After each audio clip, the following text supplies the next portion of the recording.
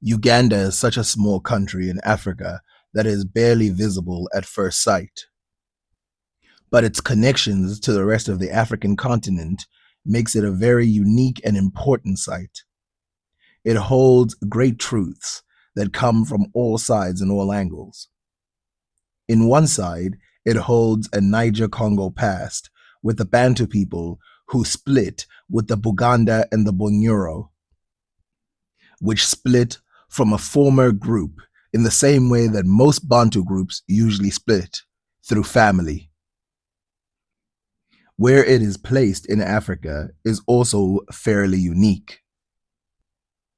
Its closeness to the Democratic Republic of Congo means that it shares history with Congo, and loanwords or Niger-Congo words that it holds show a lot of this history. From Rwanda, it also shows that they have a history connected to the southeastern Swahili coastal regions, with many migrants who have been traveling from the coasts of Africa into Buganda for hundreds of years. Kenya, too, served as a place that brought in many migrants who traveled. But what about the northern sides of Uganda? Is there any evidence that shows us that these people have history with people who are so close to them that they might as well be part of their kingdoms? Genetic tests that have been done since the late 2000s going into 2025 have consistently had the same result. For the most part, the people living in Buganda come across as highly Nilotic with strong Bantu influences and, of course, Cushitic influences. These three African groups that basically are the entirety of Africa show up actively there in Uganda. This is not a surprise given the fact that Uganda is bordered by South Sudan, one of the biggest contributing groups with this Nilotic DNA inside of Uganda, Kenya, Tanzania, and many other places is the Luo. The Luo people also have deep ties with places like northern Sudan and even Egypt. It's important here to make the separation between Nilo-Saharan, which is shown here in red, and Nilotic. Nilotic means they are definitely from the Nile region of that level. Nilo-Saharan means they are related to the people who are Nilotic, but they too have already been spread out by the time they arrive. The similarities between these languages, their mythology, and also their history is already noticed by the people of Luo themselves and the people of South Sudan and other places, North Sudan, and so on. For example, if we take the Dinka have some similarities with the Kikuyu. The Dinka and the Kikuyu, of course, being a completely another group than the Luo, but the reason why I bring them up is because they share this one history. For example, the name of the god in the Dinka is Nyalik, and the name of the god in Kikuyu is Ngai. And at one point of their mythology, as many mythologies in Africa have, including that of ancient Egypt, earth and the sky are together until they are separated by some event. In Kikuyu history, there is a rope, sometimes an umbilical cord, that connects the sky to the heavens that is cut either by a hyena or by the actions of man themselves, which makes heaven and the earth separate. In some of the histories forgotten, there is a story about man was supposed to be immortal, and what happened was man could not get to heaven, and so Ngai decided to make the stars immortal. This is carried throughout every culture within the Nilotic regions. This includes the Luyo, this includes the North, and this also includes ancient Egypt. Now you're probably saying to yourself, but the Kikuyu are Bantu, and that is absolutely correct. While the Luo themselves are Nilotic and all the others are too, there is too much borrowing between these groups to even talk about in one video. So, without splitting hairs of the difference between Bantu people, Nilotic people, Cushitic people, or any of that, let's just go straight to the languages because that is where it really matters. Now, of course, as I mentioned, the Luo language is Nilotic, not Nilo-Saharan necessarily, which it is Nilo-Saharan if you extend the fact that Nilo means Nilotic in there, but Nilotic, which means the three places that we are looking for are close to the Nile. YouTube channel. Today we are going to react on Luo accent language between Luo of Kenya and Alur of Congo and Sholo Kingdom of South Sudan. What we have here are the kingdoms, of course, of Africa from Lure and all its different versions. So one is from Kenya, the other is from Congo, and then of course later they will bring someone of South Sudan. Achiel, Ariyo, Adek, Ang'wen, Abich, Auchiel, Abirio, Aboro, Ochiko, Apar.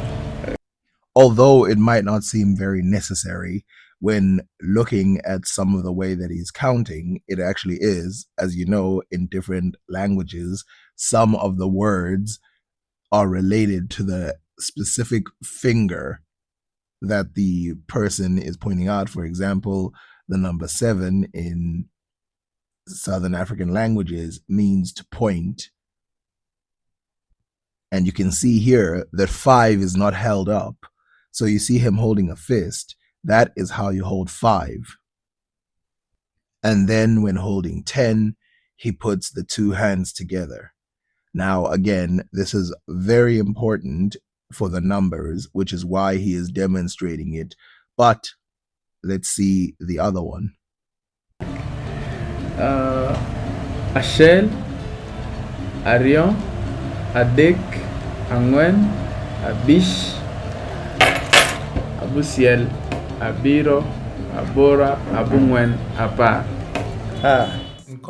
As is in most cases, these numbers are obviously corrected or connected.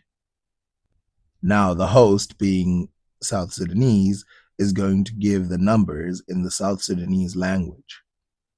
But I will leave the Luo on for comparison. We record Akiel, Ario, Adak, Angwen, Abish, Abikiel, Abirio, Abidak, Abingwen, Pierre, 10 to 15. Now, there is a reason why I brought up the other Nilotic groups, because these groups have been around in the Congo regions, according to research, from around the 1300s. The 1300s, of course, resemble a time prior to Europeans arriving in any of these areas.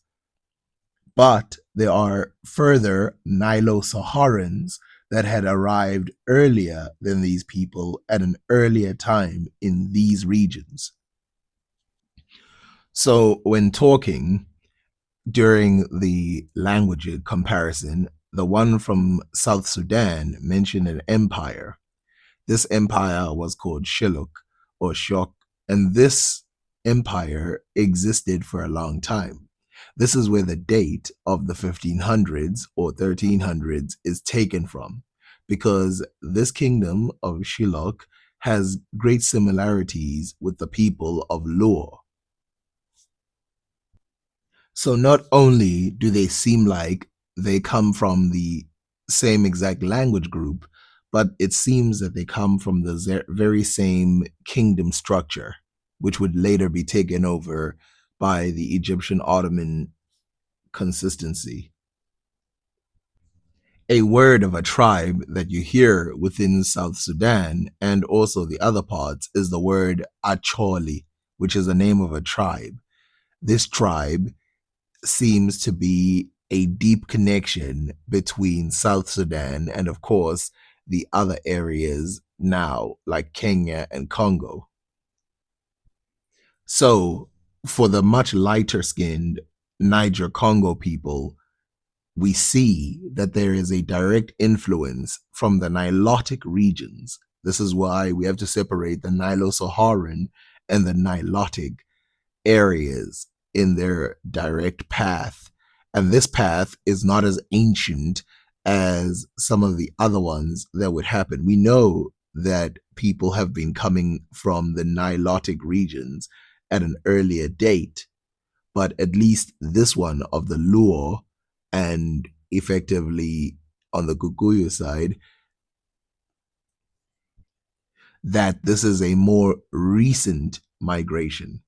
And this recent migration, of course, carries the histories of those people who have been documented in ancient Egypt all the way down to South Sudan and have had their influences from many different places. So much so, by the way, that there is a creation myth of the Luo.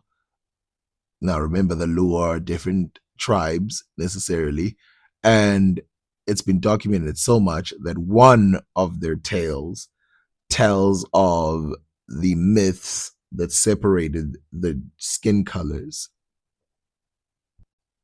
So, if this is not the most ancient connection, why am I mentioning it in a way where I also talk about ancient connections coming from the Nilotic regions?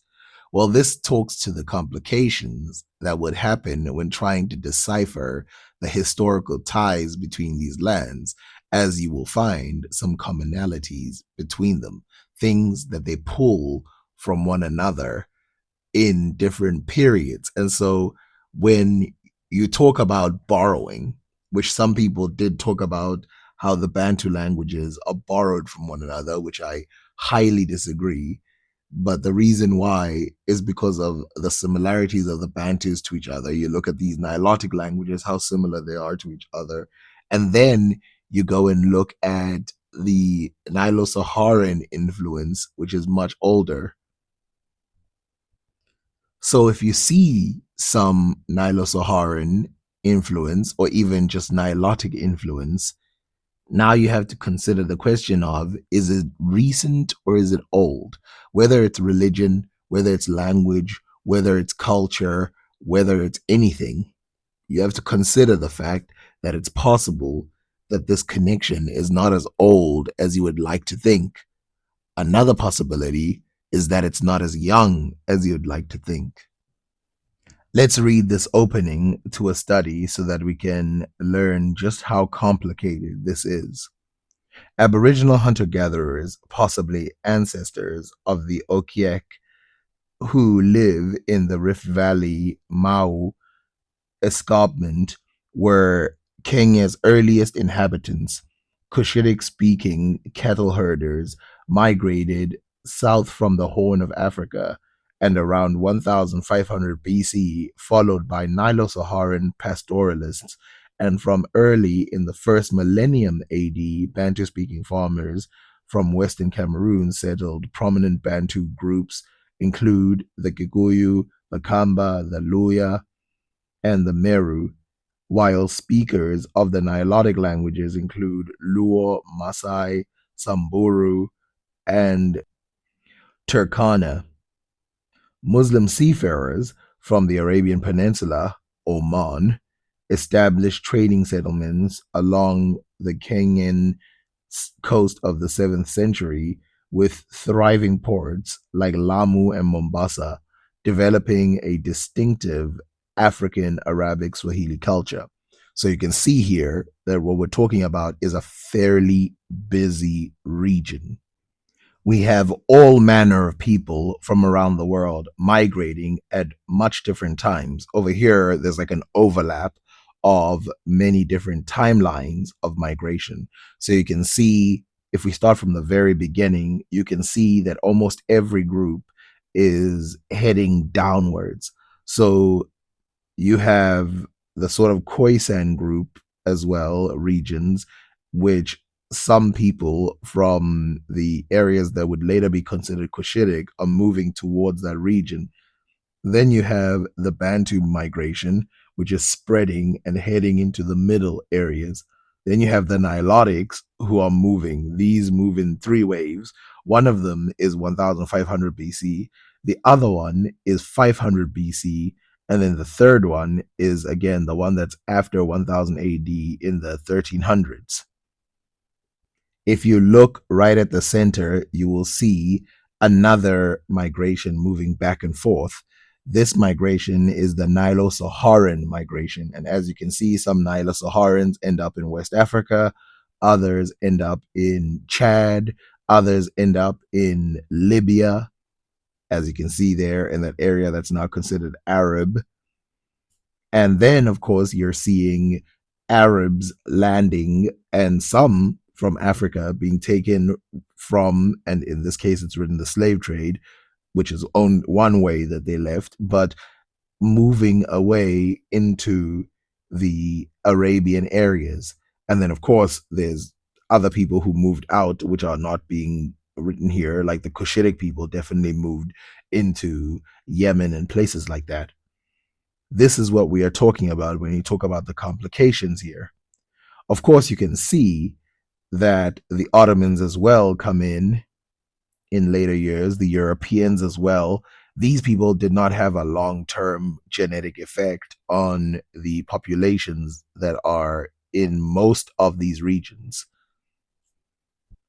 But just as a starter, it's very important to keep this in mind because you're talking about a vibrant area. So when people talk about like, oh, this is the region of the this or the region of the that, you must keep this in mind that historically Africa has had many, many, many, many movements from one place to the other. In fact, it right now in South Sudan, there's people of Bantu tribes living in that area, which is not represented on this map at all.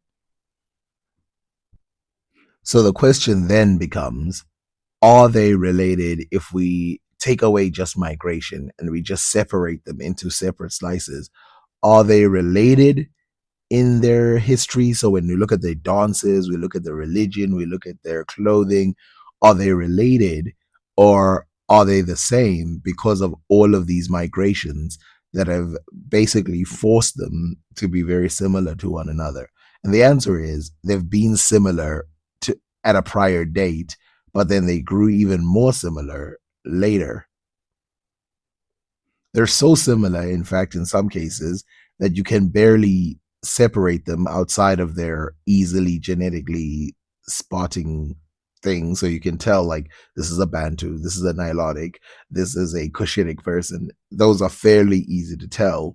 But those three things that are fairly easy to tell, you cannot get necessarily from just the culture, especially if they're not a mainstream version of the culture. So they're not wearing modern clothes in a traditional type of way, making them very easy to spot.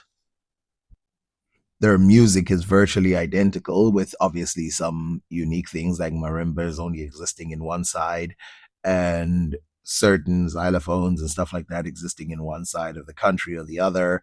The languages, of course, being of completely different stock. And of course, the Nilotic languages are, it's almost, they might as well be Chinese compared to the Bantu languages.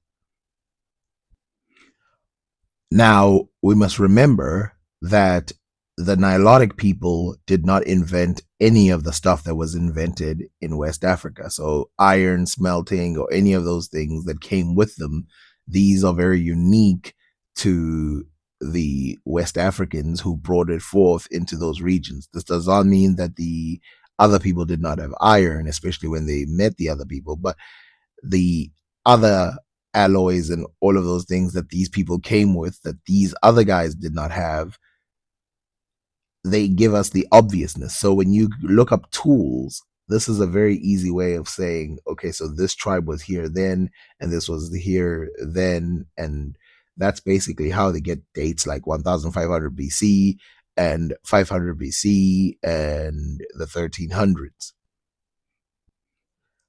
But again, culturally, they seem all too similar. This will continue in a separate time because I think this is a lot of information to take in.